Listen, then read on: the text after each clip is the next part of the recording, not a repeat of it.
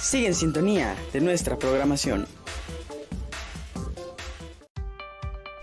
Está empezando el show del Dr. Roy Aranda, donde abordaremos temas sobre separación niños de padres, casos de violencia, traumas con los indocumentados, cómo resistir ante tiempos de pandemias. Llámanos en vivo al 1-888-900-2811, extensión 6, y haz tus propias preguntas al aire. ¡Comenzamos! Okay, good evening, my dear Tribuna TV viewers. Buenas noches, queridos televidentes de la famosísima Tribuna TV. Welcome.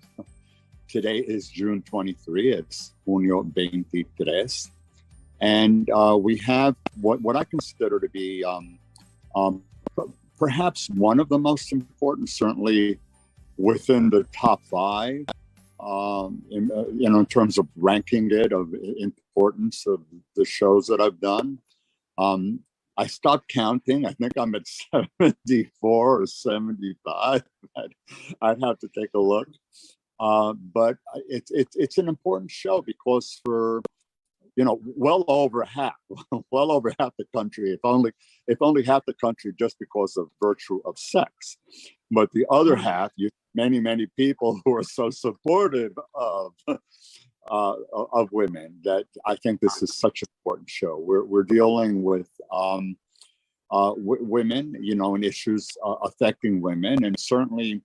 We're all aware, even pre-pandemic, pre-COVID-19, there have been many inequities in terms of how women are treated, in the workplace, in educational facilities, public schools, higher education, home life, health, mental health issues affecting them, in terms of their access to health and mental health.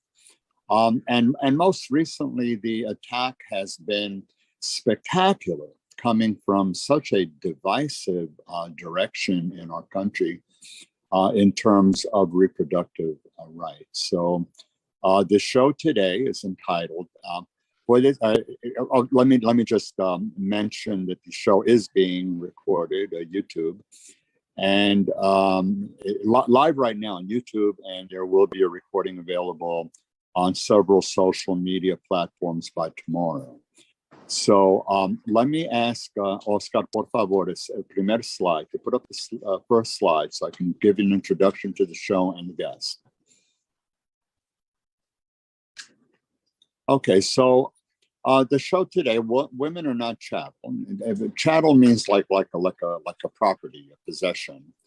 Women's rights under attack, and there's the date, as you can see, June 23. I'm host, and I have a wonderful guest, Dr. Barbara Kapitanakis, and she was previously a guest on the show as president-elect of New York State Psychological Association, approximately November, maybe December of last year, and she shared her vision that she had as the incoming president of New York State Psychological Association, NISP. I'm going to start abbreviating it for 2022, and she's been a guest since then. And I'm delighted that she agreed to be a guest on such an important show. Because firstly, she's female. That's pretty obvious. But above and beyond that, she is in charge of the largest psychological association of New York State. She's aware of what many of the social issues are affecting all of us, affecting New York State, and issues that in fact affect the entire country. And having somebody of this caliber who also rose to the ranks of having a doctoral degree in psychology and attaining such a high position, and she's very young. So, Oh, thank you. I still have aspirations for her going much higher in this. So Barbara, welcome. But you epitomize really what role model for young girls and for women, for disenfranchised and others who may have some thoughts about, like it's too much for me, I give up, it's not right, it's not fair, I've struggled too much. And I think that it's going to be wonderful coming from you. I think that my viewers already are aware from a long history of my having these shows how supportive I am for everybody, both sexes and all races and cultures and colors and so forth. But coming from you, we'll add wonderful added value and meaning today. So, in essence, by way of an introduction, women have experienced many inequities prior to the pandemic, increasingly so during the pandemic. I already had a show talking about it with Dr. Jess Diller-Kovler. Many of these disparities have been magnified presently over the past several months over a very divisive socio-political climate. Women's rights are under attack and face extreme challenges in yet another kind of pandemic. Unlike the COVID-19 disease pandemic, but a disease of thinking, a disease of opinions, a disease of beliefs, sort of like, if you will, a disease of the mind and attitudes. It's just as devastating to the women and their loved ones who support them and are swept up in this maelstrom. That it's like a hurricane type 5, a tornado category 5 that you just don't know how to get out of its way. In this show, both, Dr. NISPA President, Dr. Barbara Kapanakis, and I, we will examine the impact these challenges have to women. And I broke it down in 5 aspects, in 5 major areas: home life, education, employment, health, mental health care, and reproductive rights. We will focus on strategies women can avail themselves of to cope with the many adversities and challenges they have experienced and continue to endure, especially in the near future, as these challenges are monumental and are spreading across the country like wildfire. And I'm going to offer not only some strategies to women and to their loved ones and families and to viewers, but also something for those who might want to go a bit beyond that and take more of an advocacy type of a role. Speaking out a little bit more, going a little bit further. So I'm including something about that a little bit as well. The show is dedicated to all female viewers and to the men and loved ones who support them. Oscar, puedes sacar el slide y pon el número 2, por favor. We're going to slide number 2. And this is one of the reasons that I actually love you so much collegially. Barbara, you're our pet animal lover and enthusiast. I've shown this many times before. You, the horse. Me and Tiny. You That's Tiny. That's Tiny. For the viewers, this is Barbara's very brief bio. I mean, I've had the opportunity to look at the full bio. It's probably getting closer to 100 pages by now. So why don't you take, por favor, Oscar, puedes sacar el slide. And I don't mean to in any way sell you short. It's just that we've done this. Yes, But Barbara, why don't you just welcome the viewers and maybe say a word or two about yourself and what your hopes are for this particular show. Well, as you mentioned, I'm president of NISPA for the 2022 year. I'm in private practice in Westchester County. I've been in private practice for over 20 years. I had worked as a school psychologist for several years before that. I do some teaching, I do some supervising, in addition to the therapy and the testing that I do. As you know, I love animals. I've done a lot of volunteer work with animals. And, I think being a teenager in the 80s, post the kind of 70s feminism, we didn't really use that word much. We didn't really call ourselves feminists, but I was definitely always a feminist. I'm an only child, and I always believed that my father taught me things he might have taught a son had he had one, and that I got kind of lucky in that way. I benefited from him having things to teach that, might have normally been something he would have done if I had a brother, and maybe I would have been relegated to some other activities. So I've always, consider myself just a human, and want to be treated like a human. And so I've always been somebody who has stuck up for women, and tried to prove that we can do whatever we want to do, and try to be a role model. And it's interesting that you say that. I was very touched. Several years back, one of my friends told me that on social media, he has 3 daughters, that he would often show his daughters, "This is who I want you to be." Like, he'd see me posting something on Facebook and be like, this is the person, this is the woman I want you to be, and it's very touching to have somebody say that to his daughters, because I'm self-sufficient, and all of these things that we want our kids to grow up to be, and our kids that we love. I should say to the viewers that in my my family, my mother became a pediatrician under the most trying of times, because she was in a wartime occupied France during World War II. My mother was Orthodox Jew, my father Spaniard Christian, and they met in France during World War II. And my mother, you can imagine back then, the adversities that she faced as a woman Jew trying to study medicine.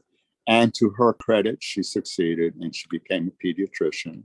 My father went on to become an interpreter at the United Nations. My sister, who's a few years older than me, became a medical doctor. Kudos to her. And I became the psychologist. So we were all given opportunities. And you used the word human. And I wanted to really emphasize that. And the reason I want to emphasize that is that there are so many people, blacks and browns and of color and different cultures, who all they want, regardless of sex, is to be treated like human beings. And we have so much work cut out for us because, we're experiencing racism and sexism and misogyny.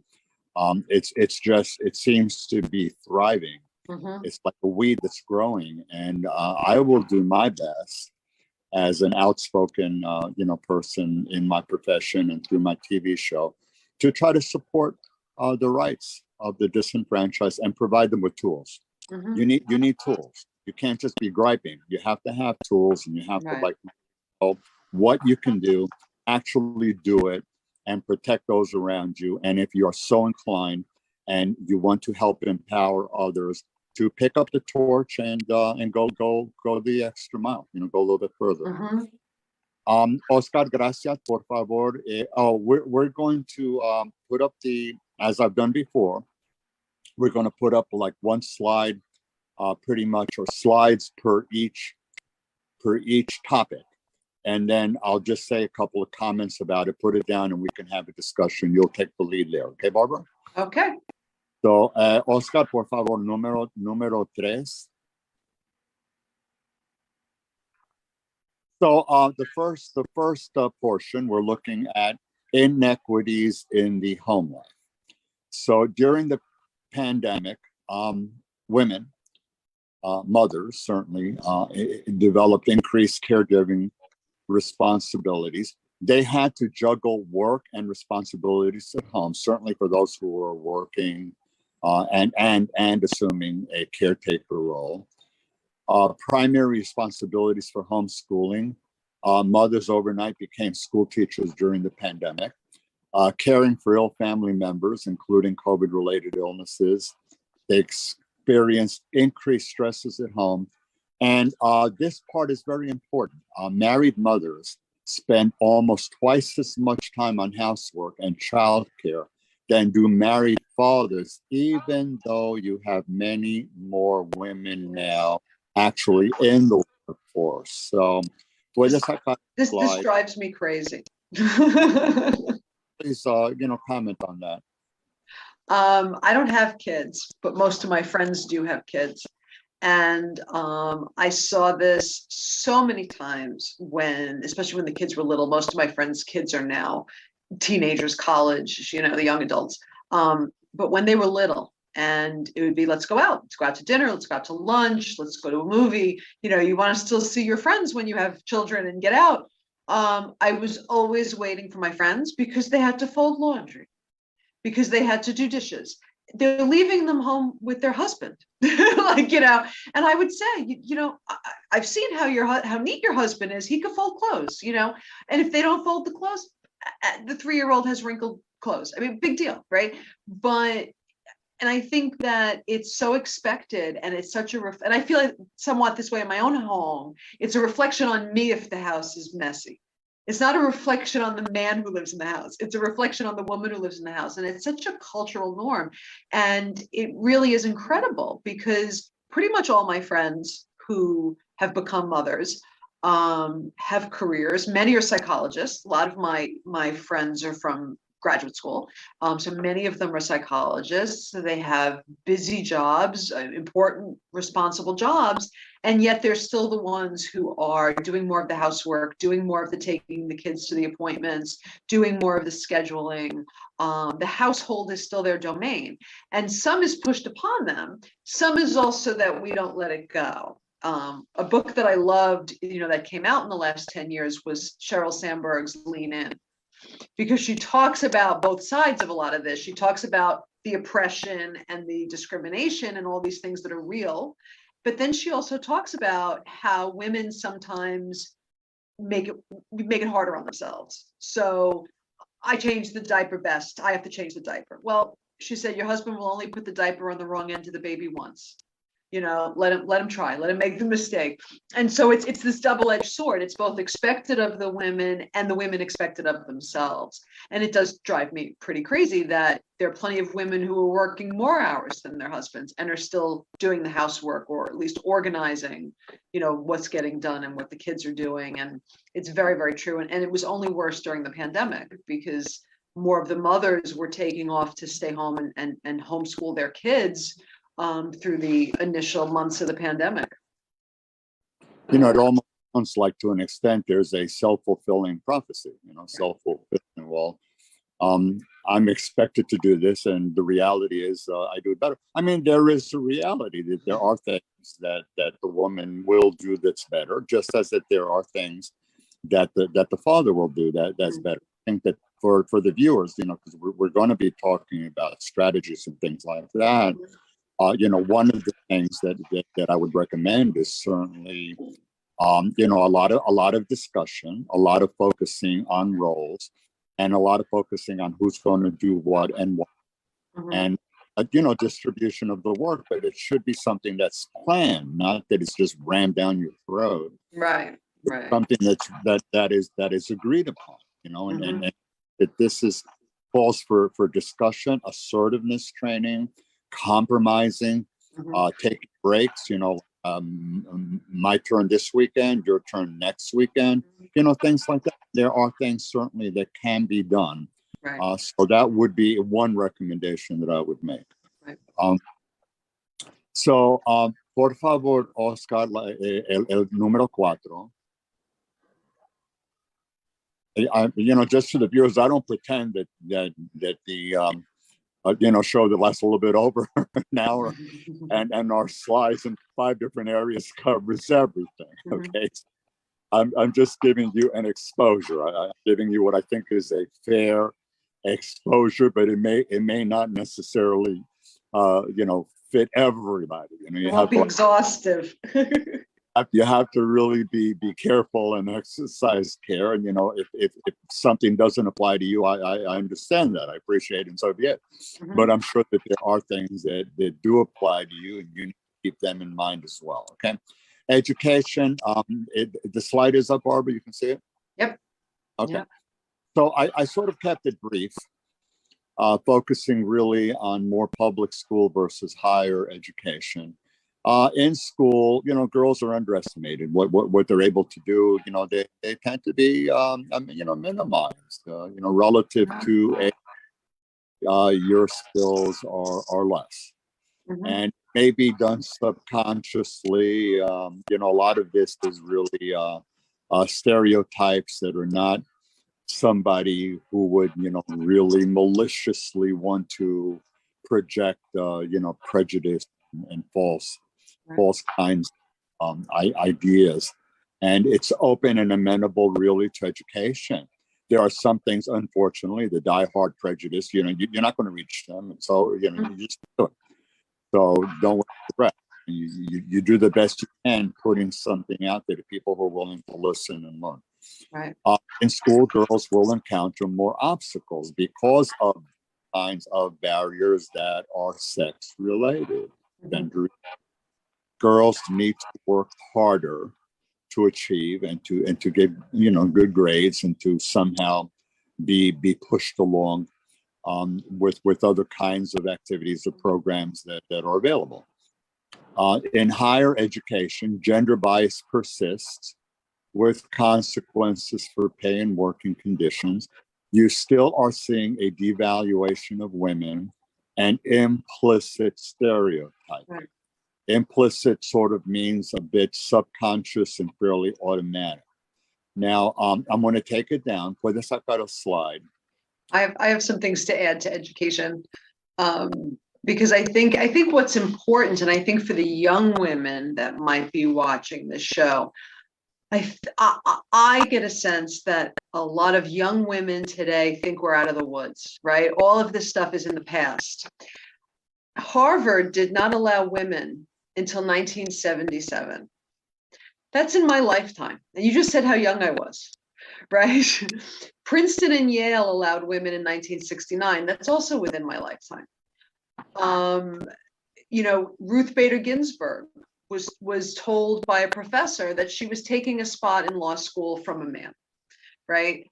And so these are all things that happened within my lifetime or slightly before my lifetime. These are not old things that the battles are done. The war is not over. These things still are an issue. Women getting paid less is still an issue. Sexual harassment on college campuses is still an issue. Even though we do have in many colleges more women than men today, and that's great, but there are still issues. I can give you a personal example. I went to high school at a girls' Catholic high school. It was my 4 years of Catholic school. And I had this one teacher, Sister Jean Patrick, who always told me how smart I was in science, that I was so bright and so smart in science, and I should work harder because I was kind of the goof off. And I got into engineering school. And because at first I was going to be an engineer, not a psychologist. And she said that this was wonderful news because engineering school was going to have so many boys and I would find a husband. And so this teacher who had been telling me for 4 years how smart I was now happy that the college I was going to was going to be 90% male and I was going to be able to find a husband. So that kind of attitude, that was 35 years ago. It wasn't that long ago. And so I think that for the young people watching this today and thinking, oh, these are all battles we won a long time ago. The issue with Roe v. Wade today certainly proves that that's not a battle that's over and done, but also just within our lifetime. Women couldn't get a credit card until the 70s. Women couldn't buy a home and have a mortgage till the 70s. I was a little kid. This is why so many women couldn't leave abusive or difficult marriages, because where were they going to go? They couldn't get a mortgage. They couldn't get a credit card. There were daycare centers everywhere. And that was only, in the scheme of things, a few years ago. So I think that that's important to talk about as far as education, that we have, we think of the Ivy Leagues and many women go to the Ivy Leagues today. But in my lifetime, the Ivy Leagues didn't allow women. Isn't it true also that more positions of, more higher executive positions in higher education are still men? Yeah, male dominant. Right, like the deans and whatnot. Absolutely. And today, I just want to mention also that today, because we talked about this before the camera started rolling, but today is 50 years since Title IX, which opened up things like sporting activities to the females the girls and women in schools, and said that if you had, team for a boy, you had to have a team for a girl, so if there was a boys basketball team, you had to give girls the opportunity to also have a basketball team.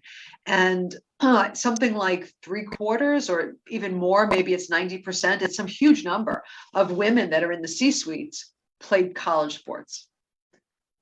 So the benefits of college sports in leadership and teamwork translates then to the workforce, and these women have become very successful. So it's very important.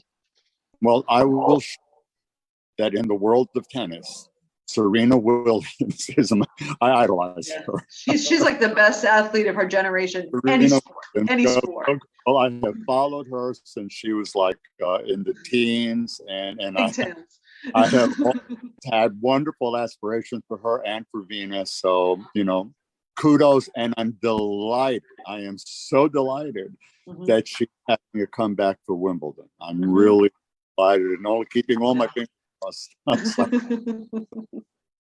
Okay, so part of what we were talking about now in terms of education and, higher education, also, blends a little bit into employment, because obviously seeking employment in a university and you're competing and the positions going more to males, obviously that's an inequity, that's an issue there.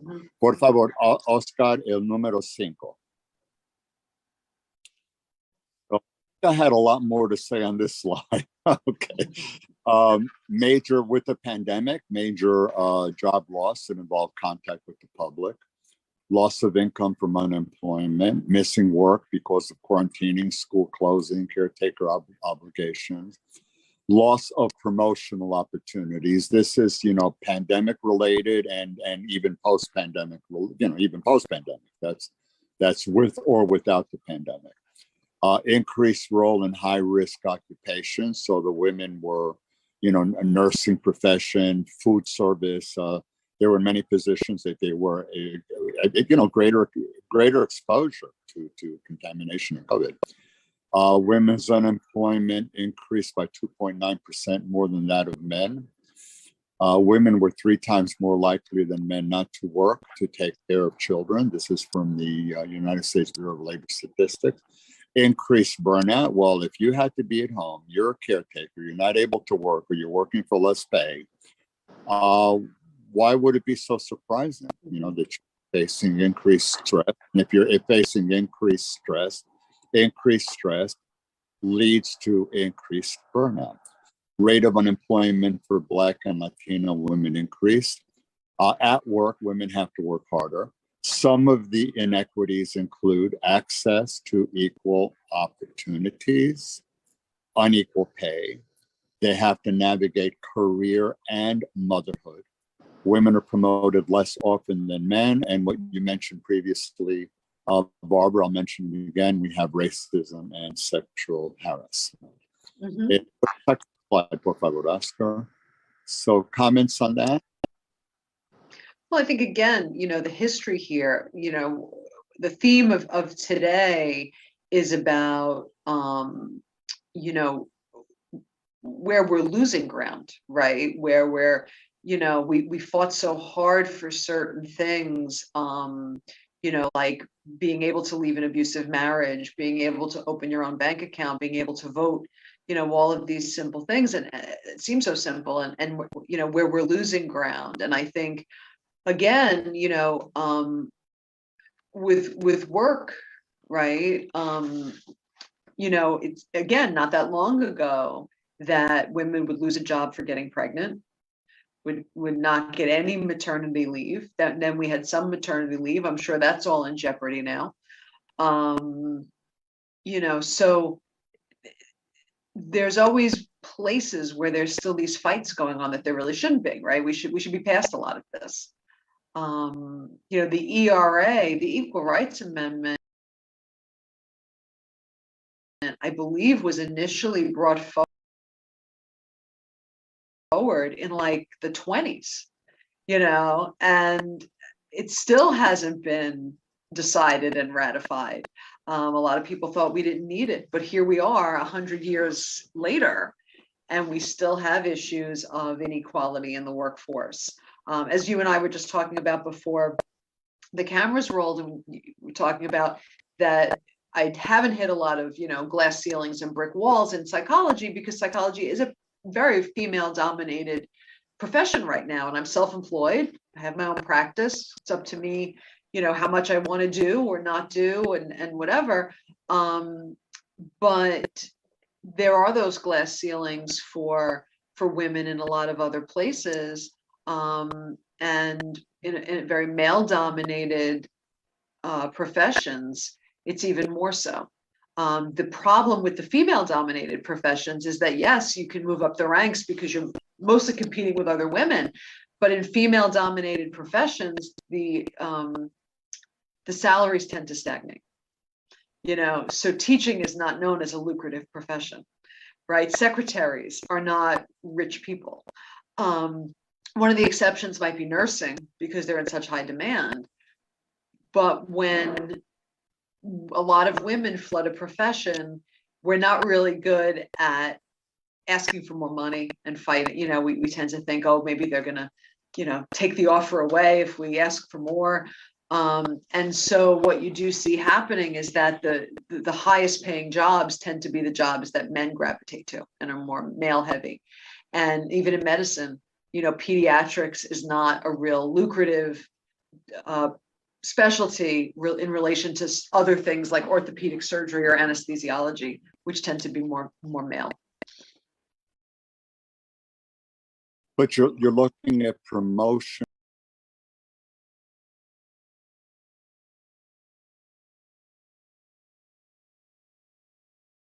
opportunities, which means go something that you're doing very well to another position because you've earned it. Do it being with getting promotion. Right. And if you need to say my child is sick, I need to take time off and stuff like that. I'm not sure what effect that would have. Right. What the message would be. I hired you to be here, not to be a caretaker and stuff like that. Not right. And there's legitimate arguments on both sides. If you're absent a lot, you're not doing your job properly, right? I mean, there is for whatever your reasons are. But that goes back to the household, right? Do you take turns and say, time number one, the wife takes off and stays home with the child who's sick. Time number two, the husband takes off and stays home with the child who's sick, so that they're both missing work fairly equally. Because it absolutely is true that if you're not going to be at work, you're not being productive. And I hired you to be productive. I get that. And I do have some patients where the wife is a much higher breadwinner than the husband. And in those households, you do often see the husband stepping up more because the wife's job is just that much more financially valuable, right? That I can't afford to not do well at my job. If I'm the one making 250 and my husband is making 100, that $250,000 is what's paying our bills. So I have to get to work. I can't risk having not a good bonus at the end of the year or not getting that promotion. Maybe the husband, and that's one way to look at it, is to say who gets paid, whose job is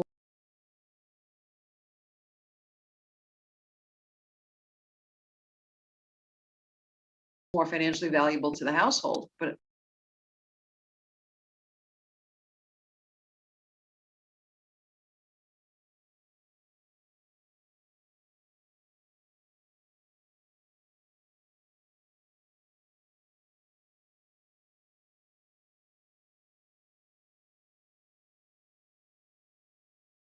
very often that's the man.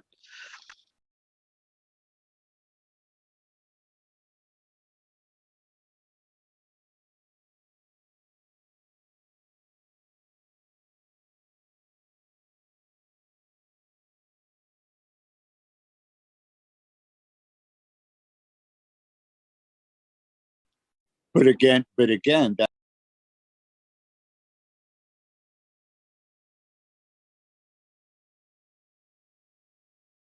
that's part of teamwork. Yes. Part of teamwork, part of discussion, part of delegating, part of hearing, more money.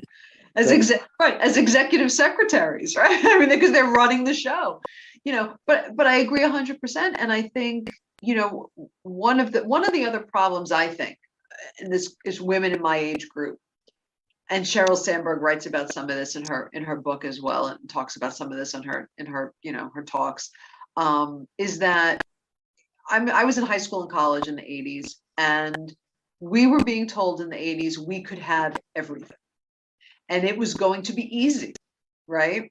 And sure, you can have a lot. I had more opportunities than my mother. My mother didn't go to college. A lot of women of that generation. I'm always so impressed when I hear about people like your mother or your sister, because a lot of women of that generation did not go to college at all, never mind become physicians or, lawyers or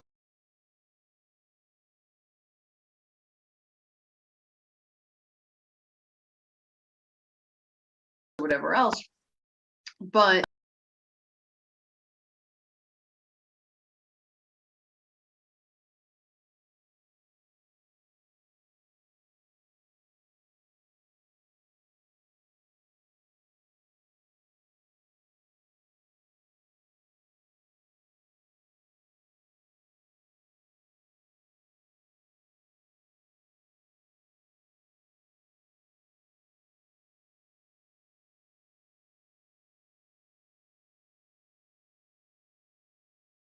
so certainly there was more opportunity for me.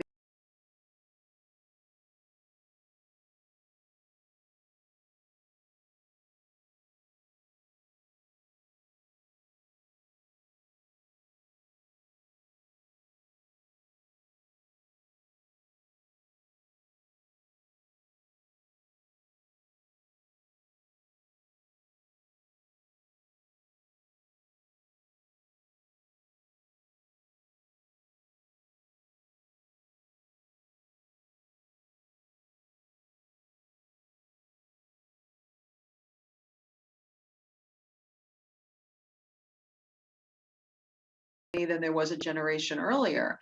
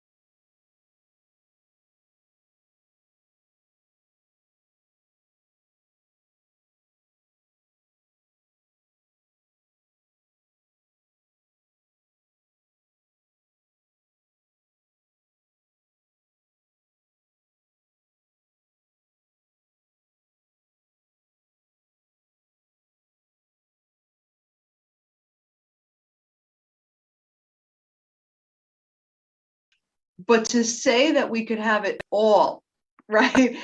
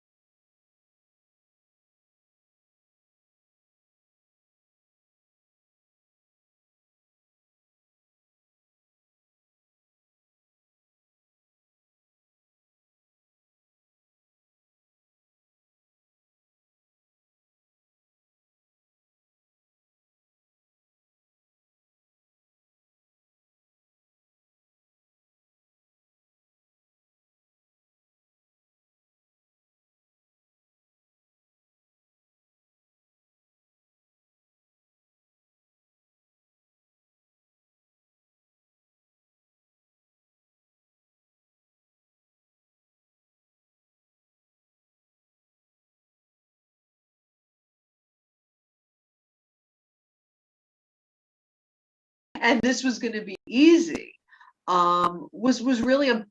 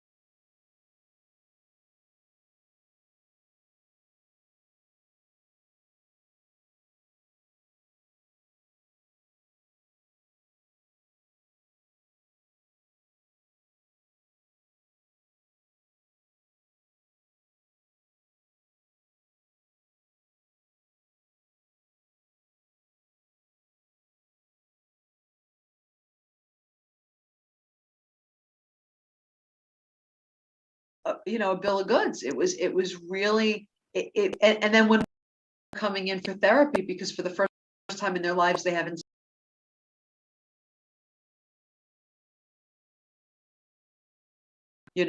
or old patients that were doing well or returning, and women, small amount of people. But when you're working in a hotel at a desk, or you're the maid in a hotel, or you're working as a cashier, those are forward facing jobs. And those women who work in those jobs either lost those jobs because businesses closed or were at risk. When I think of the girls in my sea town, the Spanish girls in the neighborhood who work in my sea town, and I think these girls came to work every single day during the pandemic and put themselves at risk. And those are jobs that are more likely to be women's jobs. Okay. So also the increased mortality, pregnancy mortality rates sort of interfaces with the problems now in terms of reproductive rights. So we're going to get into Yes. That's so our next slide, right? That's the next slide. So puedes poner el número 7, por favor, Oscar. So I'm going to go over this and then we'll take it down. And I know you have a lot to say about it.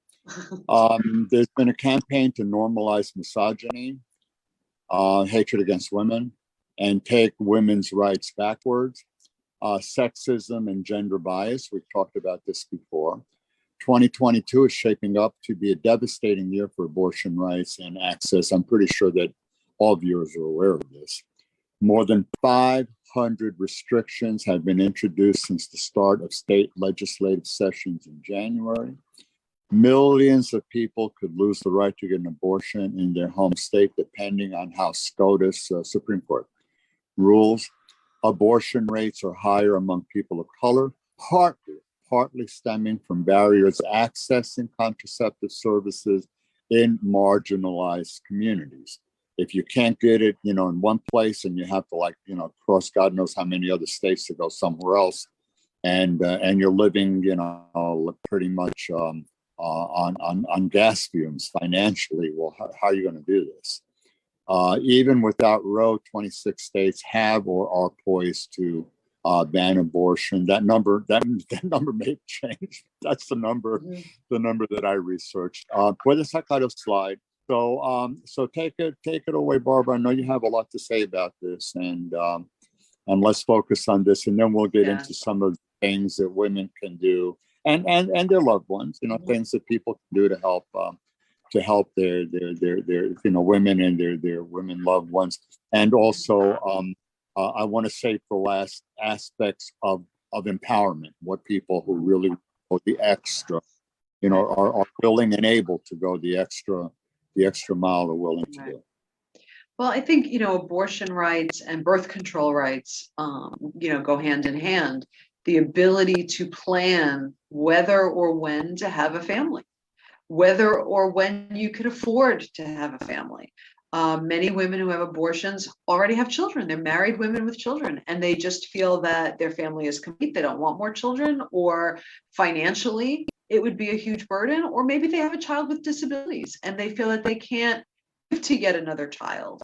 But those laws are really interesting because we had abortion from the beginning of our country.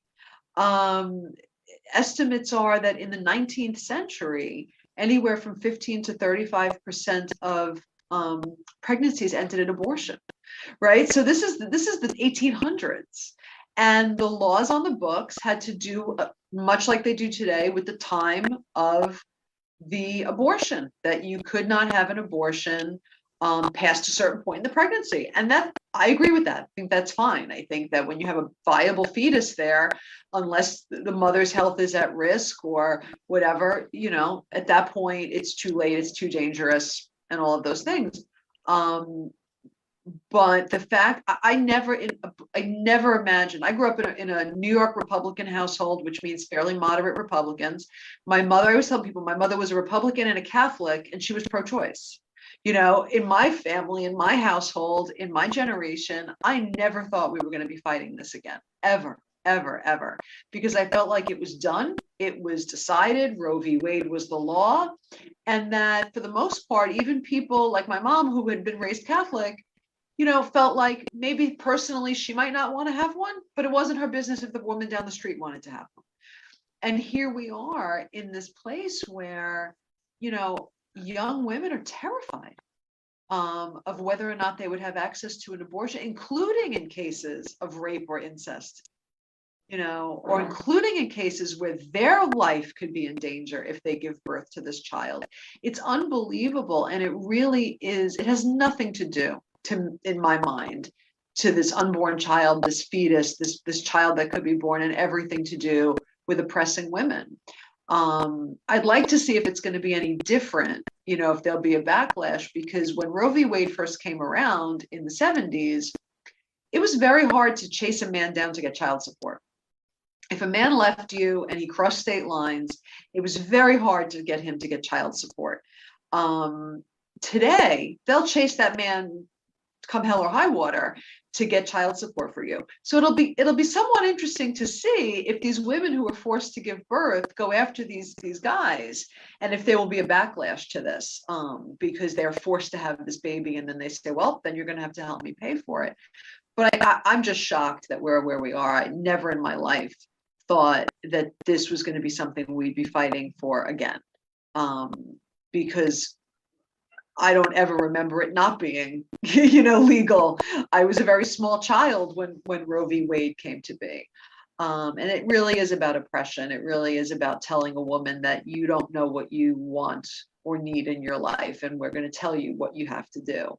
And the fantasy that all these kids are going to be adopted if they're born is, just that, it's a fantasy. It's a parent patriot attitude to take, where the in quotes the father figure, meaning the one who is the rule maker and the one in power, the one who is empowered, and in policing it would also be the police, like a police state, Right. that they know what's best, and they are the ones who make the decision, and therefore everybody else is disenfranchised and demoted. Exactly. And like a clear, and it's really minimizing the brain power and the ability to think of women. Basically, what you are chattel. I mean, that's really what. Right. Right. You are property again. I guess you're aware historically that there was a point in time that a woman could not sue, not sue, but file a complaint, criminal complaint against her husband for rape. Right, because he can't rape her because that's his wife. It's not rape. Right. The definition, right? The definition was that it was not rape. Right. Do whatever you want. Right. Right. And also, you owe him. You owe it to him. There were many situations as well where families themselves would, in some way, counsel a domestically abused daughter or sister or family member into you gotta grin and bear it, take it. It's your husband. You can't complain. You got to deal with it. Like they didn't want to deal with it. Yeah. In many ways, it was just discouraging. Right. So women even did not have support. So when they had support systems, they did not have support systems. Right. Because the support systems actually went against them. And when you have a support system against you, and I'll give you another example, in date rape situations, where the victim is advised, no, don't bring it up. You're gonna it's too stressful for the family. It's going to take too long. You dated. It's going to, why were you dating anyway? Who knows what you said? I mean, your own family, your own support system. Right. The way I see it, that's like a double rape, because it's the system also that is, in quotes, raping you as well. And these are the kinds of monumental challenges that women are facing. Right. Anything else to add to this? No, I think we've said all we can say until these laws are decided, and then we'll see where we go next. There will be a backlash. I mean, it's going to have to be. Well, what's amazing to me too, and this is just one last comment. What's amazing to me is how these Catholic countries, right, like Ireland, right, these Catholic countries are legalizing abortion for the first time or relaxing the laws that they have, and we are tightening the rules. It's pretty fascinating to me. That these Catholic countries could do it and we can't. Some coping strategies now, which we'll go over fairly quickly because pretty much the viewers we've discussed it, and the slide after that, part of the coping will focus more on empowerment, and then we'll get into resources that are available. Oscar, por favor, el número 8. So to the viewers, I've already mentioned post-traumatic growth before. These are growth experiences in the aftermath of adversity. The adversity, well, I mean, it can be some sort of a trauma, divorce, separation, domestic violence, abortion. I mean, and anything that causes stress. And developing distress tolerance, over a period of time, really becoming more adept to cope with it, the ability to developing resilience, withstand the hardship, bounce back, accept feelings, whatever they are, recognize, the reality of the feeling, set up realistic expectations. And, modernly, the realistic expectations not only are applicable to realistic expectations to you as an individual and as a person, but realistic expectations to you as part of a family unit, part of a community. And the reality of what's going on, in nationwide in terms of laws that are out there and policing and what's out there. So though, you need to have realistic expectations that includes that. If you make mistakes, forgive yourself for your own mistakes.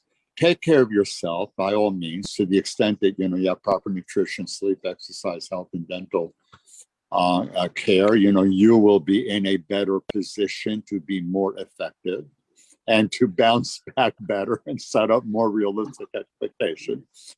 Set limits to what you do, become better organized, set priorities, establish spaces, like if you're at home, work area, homeschooling area, etc. Delegate. Don't feel, this goes back to some of the things that we talked about earlier. Share the load, share the responsibilities. And I don't just mean like a spouse, your kids too, other family members. Remain connected socially. Social distancing really is a misnomer. It's physical distancing if you are living still in a COVID-19 world where you are apprehensive about it. It's physical distancing, not social distancing. You remain socially connected. There's many things you can do: practice meditation, yoga, relaxation therapy, take self-improvement courses. You can do so much of this on the internet now. If you have children, you have to involve them, consider their needs, seek professional care if and when needed. We covered, matters of employment. Employers have responsibilities too. If you are an employer, and if not, just be aware, really the competitive salaries for women should match those of the men. Work conditions should also be comparable. There should be a supportive environment for men and women. Advancement opportunities for women should be the same. Childcare needs should be the same for men and women. And be considerate of mental health needs. Puedes sacar el slide, por favor, Oscar, pone el 9. I'm going to run right into number 9, which I think is newer. We haven't covered this with the viewers. Empowerment.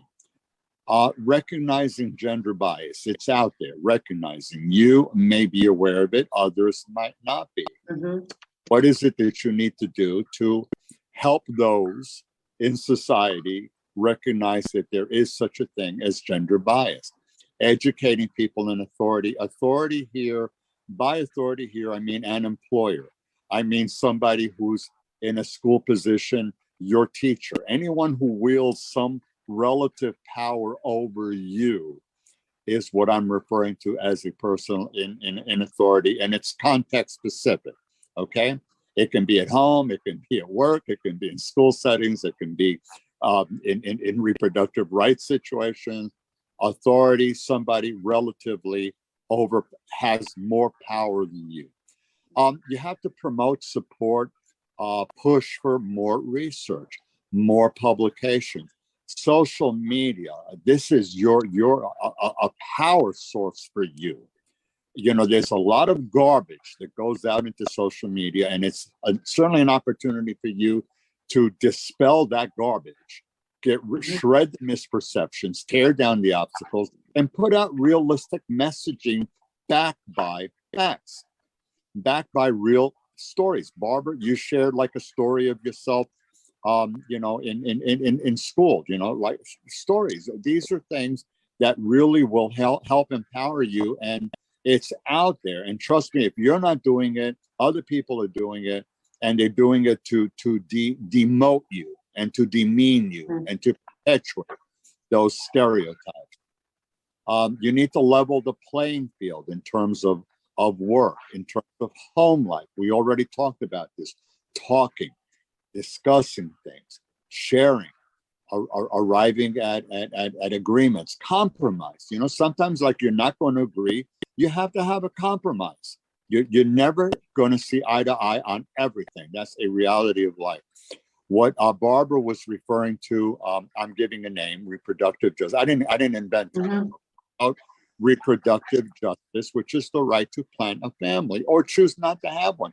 Who has that ability? Who has that right? You know, the government, you know, or you and your significant other or lover. You know, this is what I mean by the promote reproductive justice. Puedes sacar the slide, Oscar. Any comments? I said a lot, but I was more interested, I think, in the promoting, you know, the empowerment. Right. This. Well, I think it's always good to have people around you that help you to feel empowered, to have that that support system, as you mentioned, and those things have been so affected by COVID, right? We've talked a lot about the pandemic today and how women are affected by the pandemic. I'm grateful that my major hobbies I've still been able to do just differently, right? So a lot of what I do is outdoors. I go hiking with my dog. I take a lot of photos. I'm an amateur photographer. I could do a lot of that outdoors. My horseback riding, you know, the barn only shut down for about 2 months. Then I was able to go back to riding. But a lot of things have been affected negatively, and there's not that social outlet. So I can go out and take photographs, and maybe I can even go for a walk with one of my photography friends, but none of my clubs that I belong to have met in 2.5 years, right? Almost 2.5 years. So we meet on Zoom, which is not as social, right? There's not that support. You're not having that little conversation before the presentation. You're not going out for coffee after the meeting. You're not chit-chatting in the parking lot after the meeting. Just those little things, you know, that are so important because they keep us connected. And that's so important. And I think that, and again, if we talk a little bit about gender similarities and gender differences, women's friendships very much are about getting together, talking, sharing.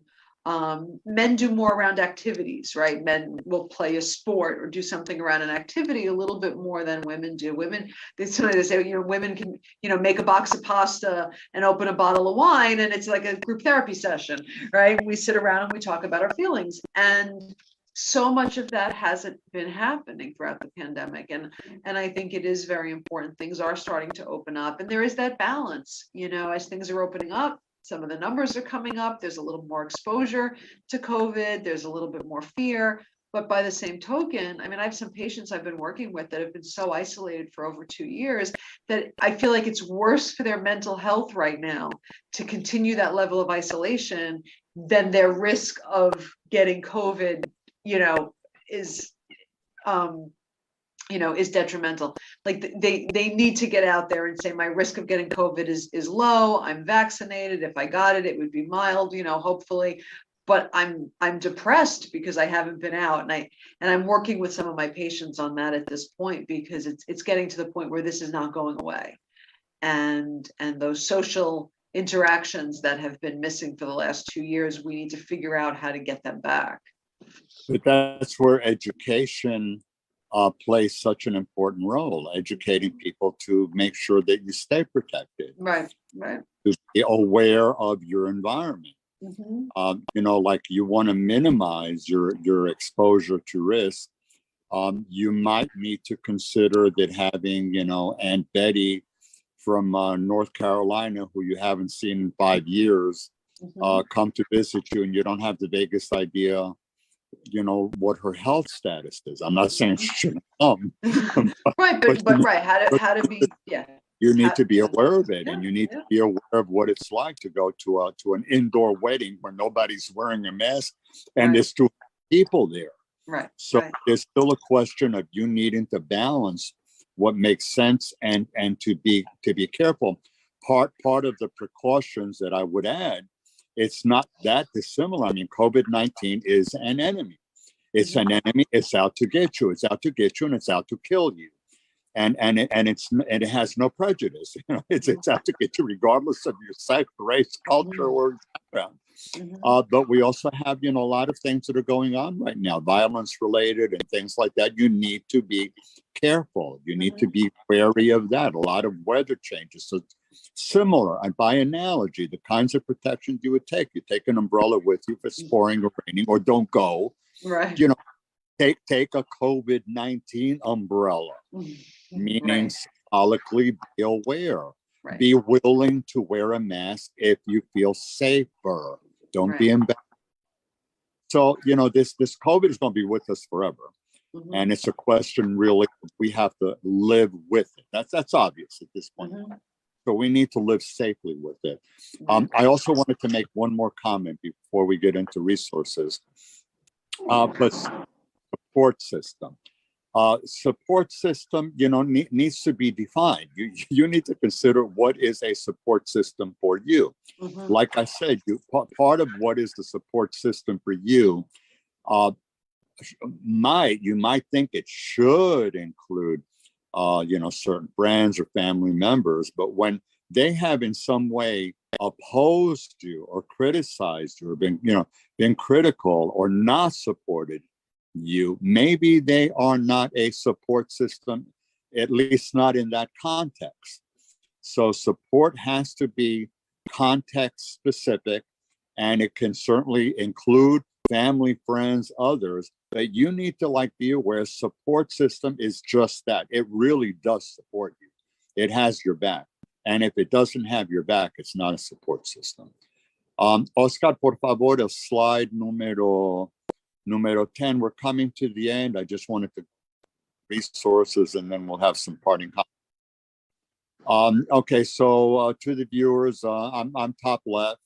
My contact information, my consultant, Dr. Peter Canaris, on the right. Barbara, I gave your information there, phone number, and Thank you very much. New York Psychological Association, the biggest psychological association in New York. I wanted also there's the website. I wanted to as well make the viewers aware that not only do we have many different divisions that provide different services, but there is a trauma special interest group that specifically is geared to providing education and resources under traumatic kinds of situations. So we've been dealing with the specter of school violence, COVID, other things like that. So if viewers are interested in that, it's the Trauma Special Interest Group. Also, I'm co-chair of the Disaster Resource Network, and we are there to provide resources and assistance to individuals in New York State, who are experiencing trauma, like we did that with the Buffalo disaster, and of course with other kinds of disasters. American Psychological Association, the parent of New York State Psychological Association, and other states and provinces.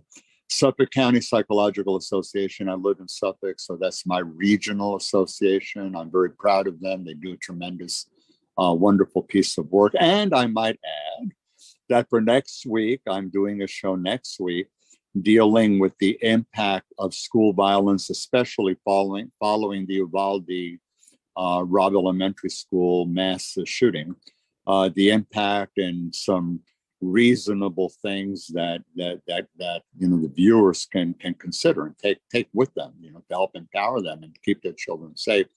And I have as a guest Dr. Dina Abbey. She's a past president of Suffolk County Psychological Association, and she's very actively involved in New York State Psychological Association.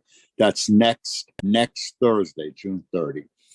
Westchester Psychological Association, I put that up because I believe you're a member of that, Barbara, and I also put up the regional psychological associations affiliated with NISPA, so viewers really want to see what the different geographic locations have to offer. There's your site. Oscar, por favor, página 11, that's the last one that we're doing. So here there's a domestic violence hotline. I have information here in English and in Spanish. Viewers, please feel free, take photographs of these. I should have said that sooner, but for whatever it's worth, once there's a recording, you can take screenshots of all of these. New York City Anti-Violence Project is information here, English and Spanish hotline. Local food bank locator, that's for if any reason you're struggling economically and in terms of some difficulties accessing necessities. Community health center finder, regardless of citizenship status, and you don't have to worry if for the ICE coming out to get you or anything like that. Mental health support for New Yorkers, I gave you contact information there. And for those of you who may have concerns about an infringement of your legal rights, Lawyers Committee for Civil Rights Under Law, I provided with the reference there, and they have a wonderful a number of resources for you to access. So, puedes sacar el slide. So that said, Barbara, we've reached the end. Do you have any sort of parting comments for? Puedes sacar el slide, Oscar, Alonso. Barbara, any parting 2 or 3 parting, or 4 or 5? Parting comments. No, I think we covered an awful lot. I think the message that I would have, and this is, I think, a conversation I have with a lot of, like I said, I work a lot with young adults and teenagers. So with the younger generations is, not to sit and rest and think that we fought, we got our right to vote, we got our right to have a credit card, we got our right to go to Harvard, and that's it, we're done, we can't lose those rights. I think it is always important to continue to fight to keep those rights and to fight for even more rights. As I said, I never thought growing up that we'd be fighting for some of these rights again. And it's very important for us to be our own advocates and to make sure that 51% of the population is treated the way 51% of the population should be treated. Well, thank you for being the most guest. I reserve the right to call upon you again. No problem. It's always a pleasure. It's always a pleasure. And when the need comes, which I'm sure it will. Don Oscar, algún saludo para los televidentes? Oscar is my producer, and I didn't mention him earlier, but Oscar is the one that produces the show, puts up the slides. He's responsible for the production. He's basically, the art behind all of this. Oscar?